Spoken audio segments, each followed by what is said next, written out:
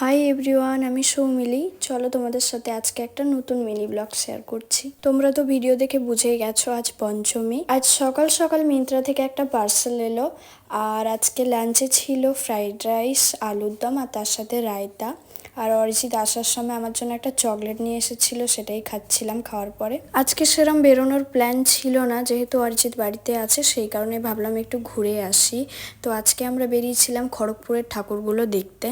আজকে তো সকাল থেকে প্রচুর বৃষ্টি হচ্ছিল আর বেরোনোর খুব একটা ঠিকই ছিল না, তাই অনেকটা দেরি করে বেরিয়েছিলাম। আর সব ঠাকুরগুলো দেখাও হয়নি, কয়েকটা মাত্র দেখেছি।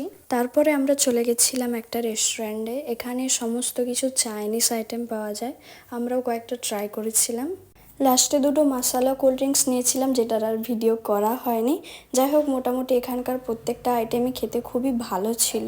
আর আমাদের এখান থেকে বেরোতেই প্রায় 10:30 বেজে যায়, আর বাড়ি ফিরতে ফিরতে প্রায় 12টার কাছাকাছি। তো যাই হোক, চলো আজকের মতো ভিডিওটা এখানেই এন্ড করছি। দেখা হচ্ছে আবার অন্য কোনো ভিডিওতে। আজকের মতন এতটাই।